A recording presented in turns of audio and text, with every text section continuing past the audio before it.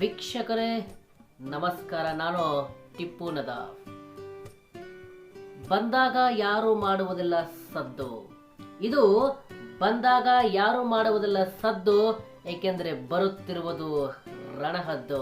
ವೀಕ್ಷಕರೇ, ಹಾಗಾದರೆ ನಾನು ಇವತ್ತಿನ ದಿವಸ ಒಂದು ಬಹಳ ಅದ್ಭುತವಾಗಿರ್ತಕ್ಕಂಥ ಮೋಟಿವೇಶನ್ ಕಥೆಯನ್ನ ತಂದಿದ್ದೇನೆ. ಈ ಮೋಟಿವೇಶನ್ ಕತೆ ನಿಮ್ಮ ಜೀವನದಲ್ಲಿ ನಿಜವಾಗಲೂ ಬದಲಾವಣೆ ತಂದೆ ತರುತ್ತದೆ.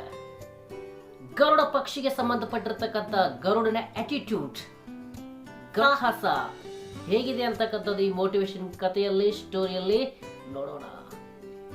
ಆಸ್ಮಾನೋ ಕಾ ಬಾದ್ಶಾ, ತನ್ನಷ್ಟು ಆಕಾಶದಲ್ಲಿ ಯಾರೂ ಎತ್ತರಕ್ಕೆ ಹಾರುವುದಿಲ್ಲ ಎಂದು ಓಪನ್ ಚಾಲೆಂಜ್ ಮಾಡುವುದು.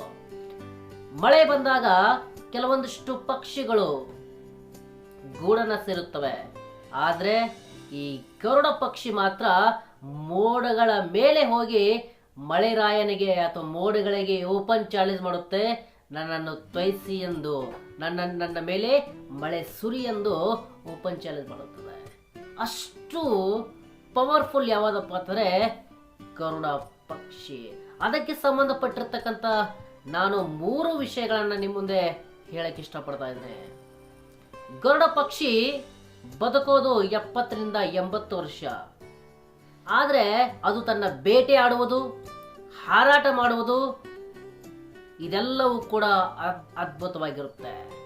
ಹಾಗಾದರೆ 40 ವರ್ಷ ಆದ ತಕ್ಷಣ ತನ್ನ ಎಲ್ಲ ಶಕ್ತಿಯನ್ನ ಕಳೆದುಕೊಳ್ಳುತ್ತೆ. ಹೇಗೆ ಕಳೆದುಕೊಳ್ಳುತ್ತೆ? ತನ್ನ ಬೇಟೆ ಆಡ್ತಕ್ಕಂಥ ಉಗುರುಗಳನ್ನ ಎಲ್ಲವೂ ಕೂಡ ಏರ್ಪಾತ್ರೆ ಅಲ್ಲಿ ಆ ಥರ ಉಗುರುಗಳು ಏರ್ಪಾತ್ರೆ ವೀಕ್ ಆಗಿಬಿಡುತ್ತವೆ. ಜೊತೆಗೆ ಆ ಹಾರಾಟವನ್ನ ಮಾಡ್ತಕ್ಕಂಥ ಮುಗಿಲಿನ ಎತ್ತರಕ್ಕೆ ಹಾರಾಟವನ್ನ ಮಾಡಲಿಕ್ಕೆ ಸಹಾಯ ಮಾಡಿರ್ತಕ್ಕಂಥ ಆ ಥರ ಪಂಖಗಳು ಅದರ ಶರೀರಕ್ಕೆ ಅಂಟ್ಕೊಳ್ಳಲು ಪ್ರಾರಂಭ ಮಾಡ್ತವೆ. ಇನ್ನು ಉಳಿದಿರೋದು ಮಾಂಸವನ್ನ ಕುಕ್ಕಿ ಕುಕ್ಕಿ, ಬೇಟೆಯನ್ನ ಕುಕ್ಕಿ ಕುಕ್ಕಿ ತಿಂತಕ್ಕಂಥ ಆ ಥರ ಕೊಕ್ಕೆ ಸಂಪೂರ್ಣವಾಗಿ ಅಲುಗಾಡಲು ಪ್ರಾರಂಭವಾಗುತ್ತೆ. ಒಂದಲ್ಲ ಎರಡಲ್ಲ 3 ಪ್ರಾಬ್ಲಮ್ಗಳು ಅದರ ಜೊತೆಗೆ ಬರುತ್ತೆ. 1ನೇ ಪ್ರಾಬ್ಲಮ್, ಅದರ ಉಗುರುಗಳು ವೀಕ್ ಆಗಿಬಿಡುತ್ತವೆ. 2ನೇ ಪ್ರಾಬ್ಲಮ್, ಅದರ ಪಂಖಗಳು, ಅದರ ರೆಕ್ಕೆಗಳು ದೇಹಕ್ಕೆ ಅಂಟ್ಕೊಳ್ಳಲು ಪ್ರಾರಂಭಿಸುತ್ತವೆ. ಇನ್ನು 3ನೇ ಪ್ರಾಬ್ಲಮ್, ಅದರ ಕೊಕ್ಕೆ ಅಲುಗಾಡಲು ಪ್ರಾರಂಭ ಮಾಡುತ್ತೆ. ವೀಕ್ಷಕರೇ, ಹಾಗಾದ್ರೆ ವಿದ್ಯಾರ್ಥಿಗಳು ಕೂಡ ಇದನ್ನ ಗಮನಿಸಬಹುದು. ಹಾಗಾದ್ರೆ ಅದರ ಮುಂದಿರತಕ್ಕಂಥ ಸವಾಲುಗಳೇನು? ಏನ್ ಮಾಡುತ್ತೆ ಮುಂದ್ಗಡೆ? ಏನ್ ಚಾಯ್ಸಿಂಗ್ ಇದೆ ಅದರ ಮುಂದ್ಗಡೆ?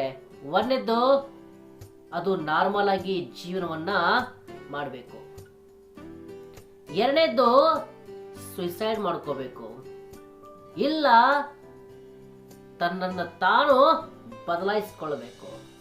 ಹಾಗಾದ್ರೆ ಯಾವ ಒಂದು ಆಪ್ಷನ್ಸ್ ಅನ್ನ ಅದು ಚಾಯ್ಸ್ ಮಾಡ್ಕೊಳ್ಳುತ್ತೆ? ಏನು ಸುಯಿಸೈಡ್ ಮಾಡ್ಕೊಳ್ಳುತ್ತಾ? ಏನು ನಾರ್ಮಲ್ ಜಿಂದಗಿಯನ್ನ ಚಾಯ್ಸ್ ಮಾಡ್ಕೊಳ್ಳುತ್ತಾ? ನಾರ್ಮಲ್ ಅಂದ್ರೆ ಹೇಗೆ? ಸತ್ತಿರ್ತಕ್ಕಂಥದ್ದು ತಿನ್ನೋದು, ಸ್ವಲ್ಪವೇ ಹಾರಾಟ ಮಾಡಿ ಎಲ್ಲೇ ಹೋಗಿ ಕುತ್ಕೊಳ್ಳೋದು, ನಾರ್ಮಲ್ ಆಗಿ ಇದ್ಬಿಡೋದು. ಆದ್ರೆ ಈ ಗರುಡ ಪಕ್ಷಿಗೆ ನಾರ್ಮಲ್ ಅಂತಕ್ಕಂಥದ್ದು ತನ್ನ ಹಿಸ್ಟ್ರಿಯಲ್ಲೇ ಗೊತ್ತಿಲ್ಲ. ಹಾಗಾದ್ರೆ ಅದು ಸಾಯುವುದು ಕೂಡ ಇಲ್ಲ, ನಾರ್ಮಲ್ ಜೀವನ ನಡೆಸುವುದು ಕೂಡ ಇಲ್ಲ. ಹಾಗಾದ್ರೆ ಅದು ಏನ್ ಮಾಡುತ್ತೆ? ತನ್ನನ್ನು ತಾನು ಬದಲಾಯಿಸಿಕೊಳ್ಳುತ್ತೆ. ಹೇಗೆ ಬದಲಾಯಿಸಿಕೊಳ್ಳುತ್ತೆ? ಬೆಟ್ಟದ ಮೇಲೆ ಹೋಗುತ್ತೆ. ಬೆಟ್ಟದ ಮೇಲೆ ಅಲ್ಲಿ ಒಂದು ದೊಡ್ಡ ಬಂಡೆಗೆ ಅದ್ರ ಮೇಲೆ ಹೋಗಿ ಕುತ್ಕೊಳ್ಳುತ್ತೆ. ಕುತ್ಕೊಂಡ ತಕ್ಷಣ ತನ್ನ ಕೊಕ್ಕೆಯಿಂದ ಅದರ ಪಂಖಗಳನ್ನ ಕಟ್ ಮಾಡಲು ಪ್ರಾರಂಭಿಸುತ್ತದೆ. ಜೋರಾಗಿ ಅದರ ಪಂಖಗಳನ್ನ ಕಟ್ ಮಾಡಲು ಪ್ರಾರಂಭಿಸುತ್ತದೆ. ಅದರ ಶರೀರದಿಂದ ರಕ್ತದ ಹನಿಗಳು ಆ ಬಂಡೆಗೆ ಹತ್ತಿಕೊಳ್ಳುತ್ತೆ. ಇನ್ನು ಅದರ ಉಗುರುಗಳು ಆ ಕಲ್ಲಿನ ಮೇಲೆ ಜೋರಾಗಿ ಆ ಕಾಲುಗಳನ್ನ ಬಡಿಯಲು ಪ್ರಾರಂಭಿಸುತ್ತದೆ. ಅದರ ಕಾಲುಗಳಿಂದ ಕೂಡ ರಕ್ತ ಸುರಿಯಲು ಪ್ರಾರಂಭಿಸುತ್ತದೆ. ಇನ್ನ ಉಳಿದಿರೋದು ಕೊಕ್ಕೆ, ಅದರ ಮುಖ. ಇನ್ನು ಅದು ಜೋರಾಗಿ ಕಲ್ಲಿನ ಮೇಲೆ ಬಡಿಯಲು ಪ್ರಾರಂಭಿಸುತ್ತದೆ. ಜೋರಾಗಿ ಕಲ್ಲಿನ ಮೇಲೆ ಅದರ ಮುಖವನ್ನ ತಿವಿಯಲು ಪ್ರಾರಂಭ ಮಾಡುತ್ತದೆ. ಅಷ್ಟರೊಳಗೆ ಅದರ ದೇಹವು ಎಲ್ಲವೂ ರಕ್ತ ಸಿಕ್ತವಾಗಿ ಬಿಡುತ್ತದೆ. ದೇಹವು ಎಲ್ಲವೂ ರಕ್ತಮಯವಾಗುತ್ತದೆ. ಹಾಗಾದ್ರೆ ಹೇಗಿರುತ್ತೆ? 4-6 ತಿಂಗಳವರೆಗೆ ಸಾವು ಬದುಕಿನ ಮಧ್ಯೆ ಸಮಸ್ಯೆಯ ವಿರುದ್ಧ ಹೋರಾಟ ಮಾಡುತ್ತೆ. 5-6 ತಿಂಗಳ ನಂತರ ಮತ್ತೆ ಅದಕ್ಕೆ ಹೊಸ ಜೀವನ ಬರುತ್ತೆ. ಅದಕ್ಕೆ ಹೊಸದಾಗಿರ್ತಕ್ಕಂಥ ರೆಕ್ಕೆ ಬೆಳೆಯಲು ಪ್ರಾರಂಭವಾಗುತ್ತದೆ. ಅದರ ಉಗುರುಗಳು ಬೆಳೆಯಲು ಪ್ರಾರಂಭವಾಗುತ್ತವೆ.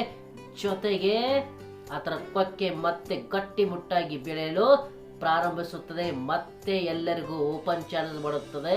ಕೊಯ್ ಹೈ ಮುಜೆ ಹರಾನೆ ವಾಲ, ಯಾರಾದ್ರೂ ಇದೀರಾ ನನ್ನನ್ನು ಸೋಲಿಸುವವರು, ಯಾರಾದ್ರೂ ಇದರ ನನ್ನ ಹಾಗೆ ಬೇಟೆಯಾಡೋರು, ಯಾರಾದ್ರೂ ಇದೀರಾ ನನ್ನಷ್ಟಕ್ಕೆ ಎತ್ತರ ಹಾರುವವರು. ವೀಕ್ಷಕರೇ, ಹಾಗಾದ್ರೆ ಈ ಕಥೆಯಿಂದ ನಮಗೆ ಏನ್ ತಿಳಿಯುತ್ತೆ? ತಿಳಿಯುವುದಿಷ್ಟೇ, ನಮ್ಮಲ್ಲಿ ಕೂಡ ಬಹಳಷ್ಟು ಪ್ರಾಬ್ಲಮ್ ಬರುತ್ತದೆ ಜೀವನದಲ್ಲಿ. ಹಾಗಾದ್ರೆ ನಾವು ಪ್ರಾಬ್ಲಮ್ ಅದೊಳಗೆ ಏನ್ ಮಾಡ್ತೀವಿ? ನಾರ್ಮಲ್ ಆಗಿ ಇದ್ಬಿಡ್ತೀವಿ. ಸಮಸ್ಯೆಯನ್ನ ಎದುರಿಸುವುದೇ ಇಲ್ಲ, ನಾರ್ಮಲ್ ಆಗಿ ಜೀವನವನ್ನ ನಡೆಸ್ತೀವಿ. ಇನ್ನು ಎರಡನೇದ್ದು, ಇಲ್ಲಾಂದ್ರೆ ಕೆಲವೊಂದಿಷ್ಟು ಜನ ಸುಸೈಡ್ ಮಾಡ್ಕೋತಾರೆ. ಹಾಗಾದ್ರೆ ಗರುಡ ಪಕ್ಷಿಯಲ್ಲಿ ನಾರ್ಮಲ್ ಕೂಡ ಬರುವುದಿಲ್ಲ, ಅದು ಸುಸೈಡ್ಗೂ ಕೂಡ ಹೋಗುವುದಿಲ್ಲ. ಅದು ತನ್ನನ್ನು ತಾನು ಬದಲಾಯಿಸಿಕೊಳ್ಳಲು ಪ್ರಾರಂಭಿಸುತ್ತದೆ. ಮತ್ತೆ ತನ್ನ ಹೊಸ ಜೀವನವನ್ನ, 2ನೇ ಇನ್ನಿಂಗ್ಸ್ ಅನ್ನ ಪ್ರಾರಂಭ ಮಾಡುತ್ತದೆ.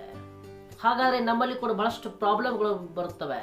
ಆ ಪ್ರಾಬ್ಲಮ್ಗಳನ್ನ ತೆಗೆದು ನಾವು ಜೀವನವನ್ನು ನಡೆಸುವುದೇ ಆದ್ರೆ ನಮಗೆ ಗೆಲುವು, ಕಟ್ಟಿಟ್ಟ ಬುತ್ತಿ, ನಮ್ಮ ಸಾಧನೆ ಆಕಾಶದ ಎತ್ತರಕ್ಕೆ ಹಾರುವುದು ಖಂಡಿತವಾಗಿ ಇದು ಸತ್ಯ ಅಂತಕ್ಕಂಥದ್ದು ಹೇಳುತ್ತಾ ನನ್ನ ಕಥೆಯನ್ನು ಮುಗಿಸುತ್ತಾನೆ. ಜೈ ಹಿಂದ್.